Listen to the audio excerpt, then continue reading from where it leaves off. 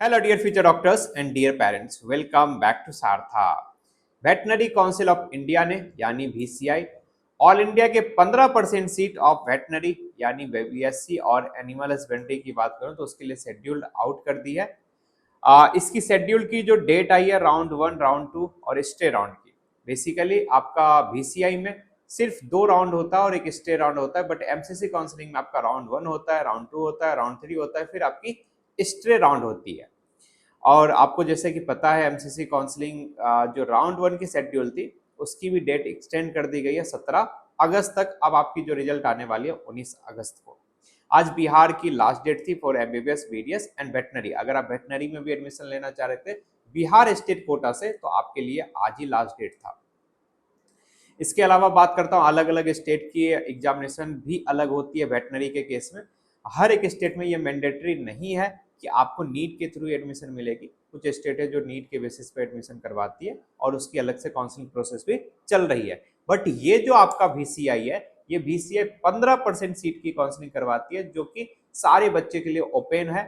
ये सारी सीटें ओपन कोटे में जाती है, ऑल इंडिया कोटे में जाती है। यहाँ कैटेगरी रिजर्वेशन होता है, ओपन कहने का मतलब स्टेट का रिजर्वेशन यहाँ नहीं होता है।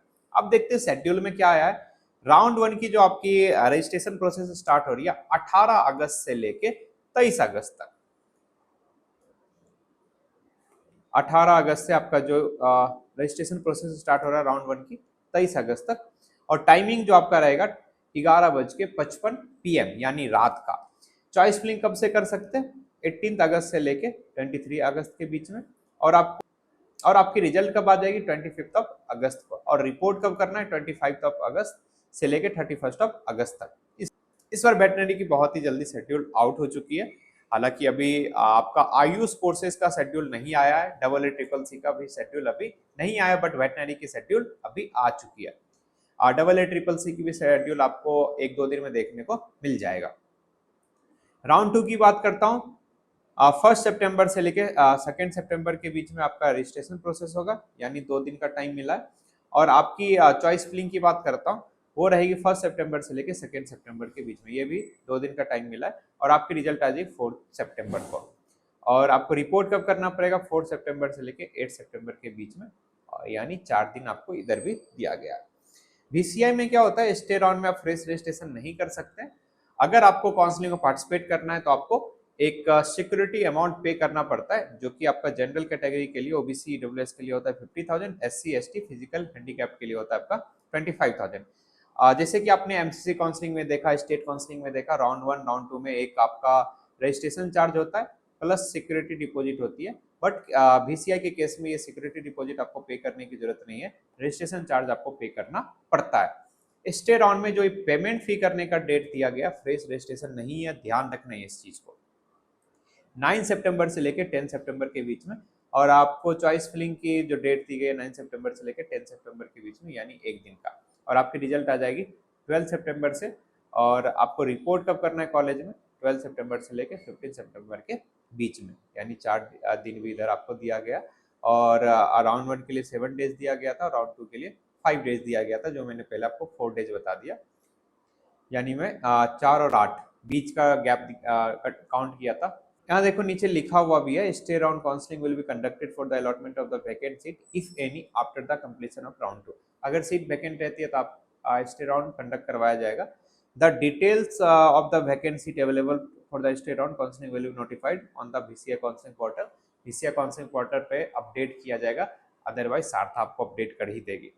There will be no fresh registration, but fee payment of the stay round will be rupees 50,000 for the general OBC EWS and 25,000 for the SC ST और physical handicap।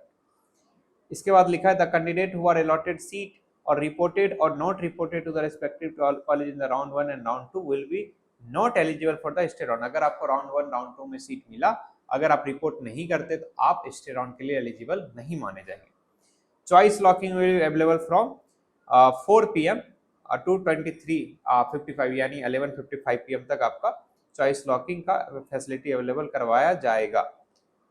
ठीक है, जैसे मान लो राउंड 1 की जो आपका डेट खत्म हो रहा है, 23 अगस्त को, तो यानी 23 अगस्त 4 PM से लेके 11:55 PM के बीच में आप चॉइस लॉक कर सकते हैं।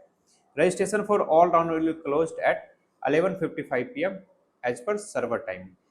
और जो आपका रजिस्ट्रेशन का लास्ट टाइमिंग रहेगा, डेट तो पता है 23, और लास्ट जो टाइमिंग रहेगा आपका 11:55 PM।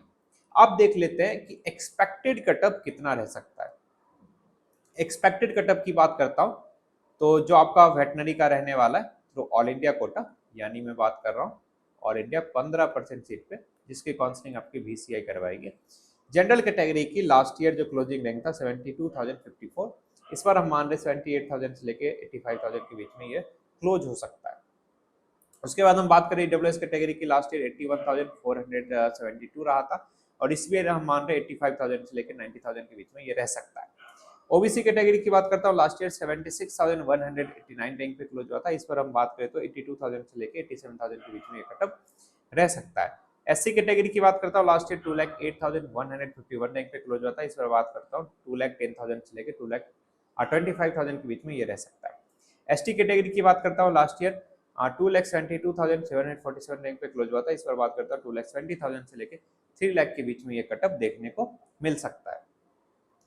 ये ब्राउचर आई है जो आपका VCI काउंसिल ऑफ इंडिया का है, इसकी PDF आपको सारथा के ऐप में मिल जाएगी, जहां आप डिटेल में पढ़ सकते हो, और इसका एक क्रिस्प फॉर्मेट यानी PPT के फॉर्मेट में भी अपलोड हम लोग करवा देंगे रिसोर्स वाले सेक्शन में, जाके एक बार सारथा ऐप डाउनलोड कर लेना, वहाँ सारी चीज़ें आपको मिल जाएगी। आपका जो BBSC का कोर्स होता है वो सारे 5 साल का होता है, जिसमें से 5 साल आपका कोर्स होता है और हाफ ईयर आपकी कंपलसरी इंटर्नशिप होती है। इसके बाद हम बात करते हैं जो टोटल सीट आ रही है VCI काउंसिल ऑफ इंडिया में 858, लास्ट ईयर 779 सीट था, यानी बढ़ के सीट आ रहा है। ये आपके 15% ऑल इंडिया कोटे में सीट आने वाली है VCI काउंसलिंग के थ्रू। एलिजिबिलिटी क्राइटेरिया इंडियन होने चाहिए, और ओवरसीज के लिए अलग से क्राइटेरिया दिया गया। और उसके बाद बात करता हूँ तो the candidate must attend minimum age of the 17 year, आपका 17 साल हो जाना चाहिए। बाकी जो नीट का क्राइटेरिया, वही क्राइटेरिया इधर मेंशन किया गया, एक बार ये आप पढ़ सकते हैं। इसके बाद मैं बात करता हूँ रिजर्वेशन पॉलिसी की। SC के लिए 15% सीट रिजर्व है, ST के लिए 7.5% रिजर्व है, EWS के लिए 10% है, OBC के लिए 27% है, और PWD जो हॉरिजॉन्टल रिजर्वेशन होता है 5%। अगर आपका सीट खाली रह जाता है सेकेंड राउंड के बाद, तो इस राउंड में सीट कन्वर्ट कर दी जाती है ST PWD की ST में, SC PWD की SC में, OBC PWD की OBC में, अनरिजर्व PWD की अनरिजर्व में, EWS PWD की EWS में, EWS की अनरिजर्व में। काउंसलिंग प्रोसेस के बारे में इधर मेंशन किया गया, मैं आपको एक बार बता देता हूँ, ठीक है। देखो, राउंड 1 में रजिस्ट्रेशन एंड पेमेंट फी कीजिएगा, choice filling and choice locking होगा। उसके बाद आपकी रिजल्ट आएगी, रिजल्ट आने के बाद अगर आपको अलॉटमेंट मिला है तो प्रोविजनल अलॉटमेंट लेटर आएगा, कॉलेज रिपोर्ट करना है। रिपोर्ट करने के बाद आपके पास 2 ऑप्शन रहेंगे अपग्रेड का भी ऑप्शन आप चूज कर सकते हैं, या वहीं आप कंटिन्यू पढ़ाई कर सकते हैं। Report at the college candidate those who have reported at the college will have option to re choice filling in the round 2, आपके पास यानी अपग्रेड का ऑप्शन रहेगा। The candidate who have been allotted seat in the round 1 but not reported for the admission in the allotted college shall not be allowed to participate in the further round of the counseling. Further round counselling में participate नहीं कर सकते अगर आपका allotment आ गया, तो ध्यान से चॉइस फिलिंग कर। इसलिए मैं बोलता हूँ कि चॉइस फिलिंग बहुत ही ध्यान से करना, जो कॉलेज चाहिए होंगे वही कॉलेज आप फिल करना, अदरवाइज आप अगले राउंड में पार्टिसिपेट नहीं कर सकते। सारी चीजें प्रॉपर एनालिसिस के साथ होनी चाहिए, ये इंश्योर करना। राउंड 2 की बात करता हूँ, रजिस्ट्रेशन एंड फी पेमेंट आपको करनी है। फ्रेश रजिस्ट्रेशन के लिए अगर आपने पहले रजिस्टर किया तो आपको फिर से रजिस्ट्रेशन करने की जरूरत नहीं है। Only for the fresh candidate who have neither registered nor paid registration fee in the round 1, the candidate registered in the round 1 with payment of the fee need not have to register separately for the round 2। मैंने बता दिया, round 1 में आपने registration कर लिया तो round 2 में registration करने की जरूरत नहीं है। चॉइस फिलिंग कीजिएगा, लॉकिंग कीजिएगा। आपको अगर अलॉटमेंट मिला तो फिर प्रोविजनल अलॉटमेंट लेटर मिलेगा, फिर इसको लेके जाना है कॉलेज और कॉलेज जाके रिपोर्ट करना है। अगर इसके अलावा फिर सीट वैकेंट रह जाता है तो आपकी स्टे राउंड होगी।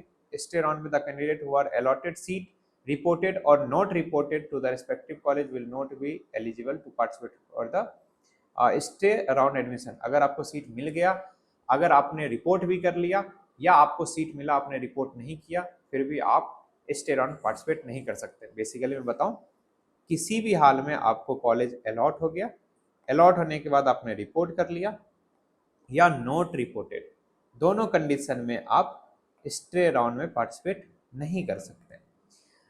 जिन बच्चों को अभी तक सीट नहीं मिली है उनको क्या करना पड़ेगा, there will be no fresh registration but all previously registered candidate who have not allotted seat in the round 1 and round 2 who are interested for the particulation in the stay round shall pay rupees of 50,000, जो मैंने पहले बताया general EWS को, और OBC की वही मैं बात करता हूँ 25,000 SC ST physical need cap को।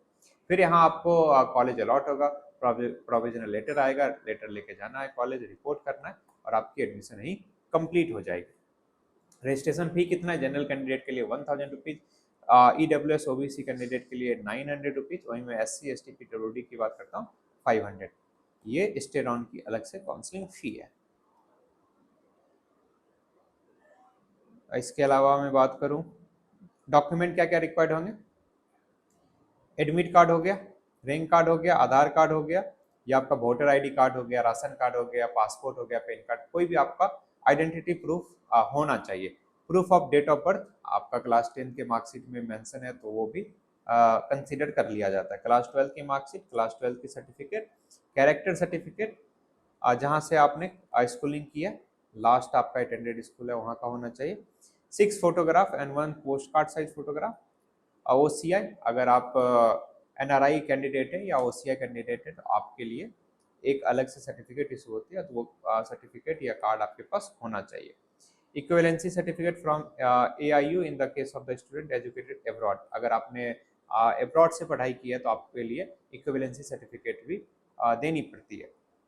The candidate should be produce the following certificate in original if applicable at the time of the admission to the college. ये आपको ओरिजिनल तो लेके जाना है और एक सारा डॉक्यूमेंट ओरिजिनल फॉर्मेट में लेके जाना है, साथ ही फोटो कॉपी भी आप 4-5 कॉपी लेके जाइएगा। वहाँ आपका सेल्फ अटेस्टेड भी करवाया जाएगा, तो वो सारी चीज़ें आप रेडी रखें। अगर आप कैटेगरी बेनिफिट लेना चाहते हैं, एससी एसटी कैंडिडेट हैं तो एससी एसटी का सर्टिफिकेट, ओबीसी कैंडिडेट हैं तो ओबीसी का सर्टिफिकेट, ईडब्ल्यूएस कैंडिडेट है तो ईडब्ल्यूएस का सर्टिफिकेट आपको लगाना पड़ेगा, पीडब्ल्यूडी कैंडिडेट है तो आपको पीडब्ल्यूडी सर्टिफिकेट लगाना पड़ेगा। मैंने सारी चीज़ें एक्सप्लेन कर दी है बीसीआई काउंसलिंग के रिगार्डिंग। अगर इसके अलावा कोई भी डाउट रह जाता है तो हमारे साथ जुड़ सकते हैं, दिए हुए नंबर पे हमारी टीम को कॉल कर सकते हैं, या आप सार्थ ऐप को डाउनलोड कर लीजिए। सार्थ ऐप में बहुत सारी चीज़ें आपको मिलने वाली है, जहां आपको MBBS, BDS, Ayush, veterinary, abroad MBBS की डिटेल इन्फॉर्मेशन मिलती है, नोटिफिकेशन एंड अपडेट्स मिलता है, प्रेफरेंस लिस्ट बना सकते हो, लाइव सेशन मिलने वाला है, कट ऑफ रिबॉन्ड, स्टाइपेंड की डेटा मिलने वाली है, काउंसलिंग वीडियोज मिलने वाली है, कॉलेज प्रेडिक्टर टूल मिलेगा, choice filling and form filling support मिलने वाला है, कॉलेज की रिव्यू मिलेगी, कॉलेज कंपेयर कर सकते हैं, स्कॉलरशिप गाइडेंस मिलेगी, कॉलेज की इनसाइट मिलने वाली है, उस कॉलेज को क्यों लेना चाहिए, क्यों नहीं लेना चाहिए, सारी चीजें मेंशन की गई है सारथा ऐप में। और हर कॉलेज की आप कटअप देख सकते हो, लास्ट ईयर किस रैंक पे क्लोज हुआ था। ऐप में कहाँ क्या मिलेगा, इस सेक्शन में आपको नोटिफिकेशन अपडेट्स मिल जाएगी। इंस्टीट्यूट वाले पेज में आपको 2000 कॉलेज की डिटेल इन्फॉर्मेशन मिलने वाली है, एमबीबीएस हो, बीडीएस हो, आयुष हो या वेटनरी का हो, सारी कॉलेज की डिटेल इन्फॉर्मेशन, यानी कनेक्टिविटी क्या है और कौन से यूनिवर्सिटी के साथ एफिलिएटेड है, कितने नंबर ऑफ सीट है, उस कॉलेज में कितने आपको फीस सबमिट करने पड़ेंगे, बॉन्ड पॉलिसी क्या है और कॉलेज क्यों लेना चाहिए, क्यों नहीं लेना चाहिए, नियर बाइज एमिनिटीज क्या क्या अवेलेबल है, हॉस्टल फैसिलिटी है या नहीं है, कैब सर्विस है या नहीं है, गर्ल्स के लिए सेफ है या नहीं है, सारी चीज़ें इधर मेंशन की गई है। एक बार आप जाइए, फ्री में भी दे रखी है, एक्सप्लोर कीजिए, अगर आपको अच्छा लगता है तो हमारे साथ जुड़ भी सकते हैं। सारी चीज़ें तो मैंने बता दिया।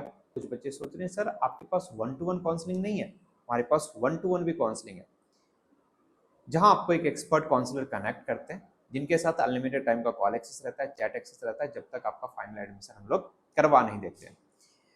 एक्सेप्ट 1-to-1 काउंसलिंग, ये सारी चीजें आपको 3499 में मिल जाएगी। एक बार एक्सप्लोर कीजिए, आई थिंक ये रियली आपके